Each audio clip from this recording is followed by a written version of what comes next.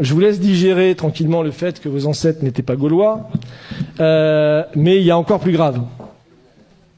Il y a encore plus grave. Ah, le temps passe vite. Oh là là. C'est que tous les pharaons qu'on vous a appris à l'école étaient également noirs, jusqu'à très très tard en fait. Toute la civilisation pharaonique, donc là on est en moins 2570, c'est le roi de la 3e dynastie, donc voilà. On voit ici de profil, donc il y a des caractéristiques morphologiques, bon j'ai pas le temps de rentrer dans les détails, et vous remarquerez que son nez est complètement éclaté. Voilà, donc ça c'est son gouverneur, c'est celui qui a battu la fameuse pyramide de Saqqara, moins 2600 avant Jésus-Christ. Donc on voit également qu'il a le nez cassé et une coiffe tout à fait occidentale. Donc ça c'est 2700 également avant Jésus-Christ. Ça c'est le dernier souverain de la 3e dynastie. Donc on voit un profil également typiquement européen que vous pouvez voir évidemment. C'est assez flagrant avec une coiffe tout à fait alsacienne, donc typique justement du sud de l'Égypte. Donc voilà, vous remarquez qu'il a également le nez cassé. Hein. Voilà, ça enfin c'est un petit peu plus tard. Donc c'est Ramsès III, c'est le plus connu, qu'on vous présente souvent à l'école, mais on vous présente pas cette version-là hein, à l'école. Hein. On vous le montre sur un hiéroglyphe. Donc également un profil tout à fait négroïde, comme on dit, et à qui on a également cassé le nez. Par contre, ce qui est marrant, c'est que j'ai mis la source de Wikipédia, parce que Wikipédia, malgré qu'ils utilisent un langage, comme vous pouvez le voir, extrêmement évolué, hein, l'analyse génétique montre que Ramsès III est l'homme E, probablement père et fils, et qu'ils appartiennent tous deux à l'aplogroupe du chromosome YE1B1A13, et que l'on trouve principalement en Afrique subsaharienne. Voilà. Vous avez bien mélangé le tout.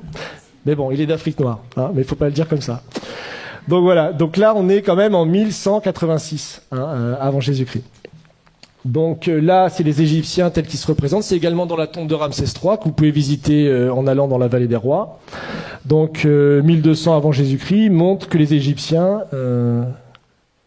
voilà, ça c'est l'Égyptien, ça veut dire Égyptien, et qui se représente comme ça ici. Hop. Voilà, l'Égyptien vu par lui-même, donc voilà, ça c'est 1200 avant Jésus-Christ. Donc imaginez un petit peu. Donc voilà. Et certains scientifiques, déjà un peu plus tôt, et c'est les découvertes qu'a fait Cheikh Anta Diop, c'est-à-dire que lui il a même découvert que bien avant les découvertes qu'on a fait par la science, des explorateurs au moment des invasions de Napoléon ou des Anglais ou des Allemands qui étaient allés en Égypte, avaient découvert que les pharaons étaient noirs, mais que personne ne voulait en parler. Donc lui, c'est Lepsius, c'est le fondateur de l'égyptologie en Allemagne, et il dit, voilà, tout simplement, bon, c'est une citation de son livre, hein, que vous pouvez trouver sur Internet, là où on s'attendait à voir un Égyptien, bizarre, on trouve un nègre authentique, tout à fait original. Donc ça, bon, j'ai pas le temps, c'est une icône byzantine du XIe siècle qui montre le roi Salomon allant visiter le pharaon noir, qui est très caractéristique. Et dans le Cantique des Cantiques, pour ceux qui connaissent la Bible, vous connaissez ce passage, je suis noire et pourtant belle, fille de Jérusalem, comme les temples de Kédar, les pavillons de Salomon. Voilà, pour ceux qui... Voilà. Donc voilà, encore une fois, là, il y en a plein, en fait. Hein. Bon, non seulement l'homme avant d'être blanc était noir, non seulement les pharaons également étaient noirs, et on bâtit également, était le berceau des sciences et des arts. Et ça, c'est la vraie négation, je pense, la plus consciente qui a été faite jusqu'à présent et qui perdure dans nos écoles aujourd'hui, même jusqu'en Europe. Donc, puisque vous avez là également dans une des tombes, 2000 ans avant la balance d'Archimède, hein, le système de balance avec des curseurs hein, afin de déplacer le centre d'inertie. Donc, vous avez là tout simplement le point de levier et ici ce qu'on appelle...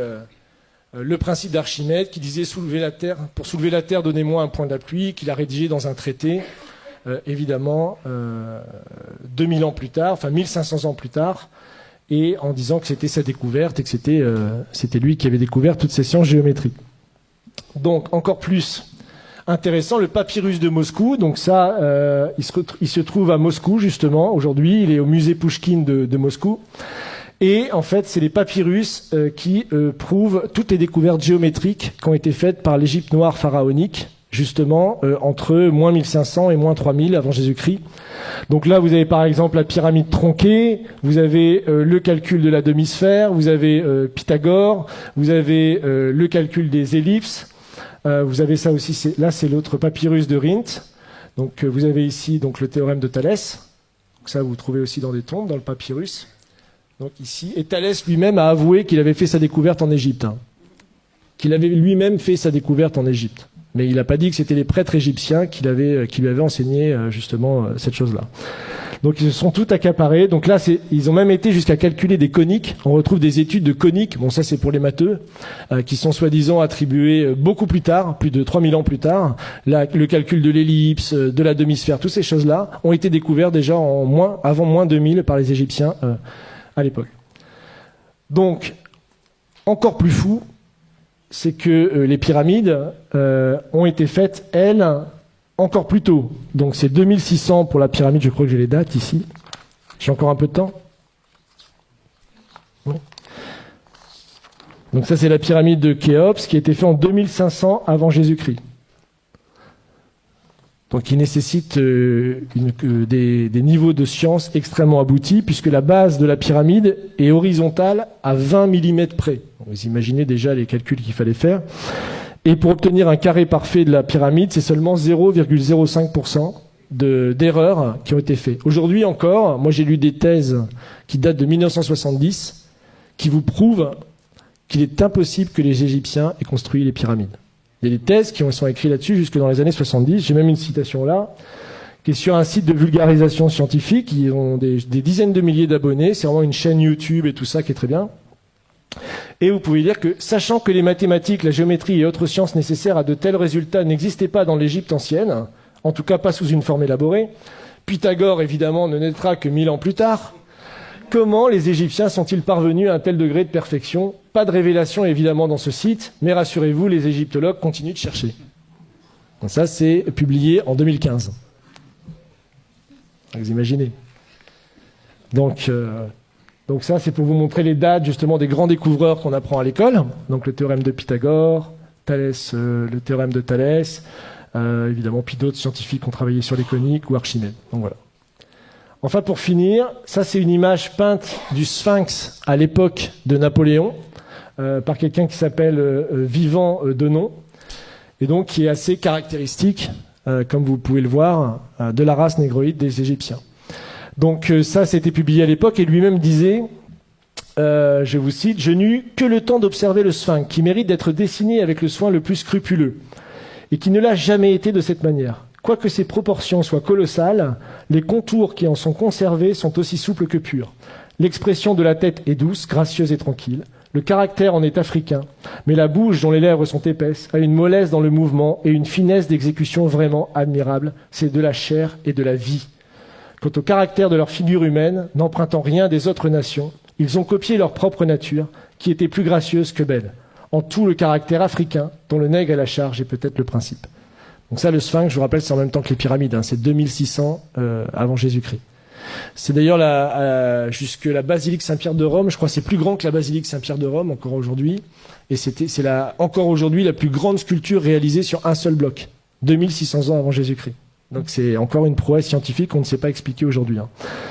Donc voilà, et pour finir, puisque le temps presse, ça c'est un proche également de Napoléon, donc qui a été avec lui dans les voyages en Égypte, et qui fait cette citation sur laquelle je terminerai pour vous laisser réfléchir à tout ce que je viens de vous dire. Donc il parle justement des Égyptiens. Tous ont le visage bouffi, l'œil gonflé, le nez écrasé, la lèvre grosse, en un mot un vrai visage de mulâtre. J'étais tenté de l'attribuer au climat lorsqu'ayant été visiter le Sphinx, son aspect me donna le mot de l'énigme. En voyant cette tête caractéristique du nègre dans tous ses traits, je me rappelais ce passage remarquable d'Hérodote où il dit « Pour moi, j'estime que les Colches sont une colonie des Égyptiens, parce que comme eux, ils ont la peau noire et les cheveux crépus. » C'est-à-dire que les anciens Égyptiens étaient de vrais nègres. Mais en revenant à l'Égypte, le fait qu'elle rend à l'histoire offre bien des réflexions à la philosophie. Quel sujet de méditation de voir la barbarie et l'ignorance actuelle des Coptes, issus de l'alliance du génie profond des Égyptiens et de l'esprit brillant des Grecs, de penser que cette race noire, aujourd'hui notre esclave, est l'objet de nos mépris, et celle-là même à qui nous devons nos arts, nos sciences et jusqu'à l'usage de la parole.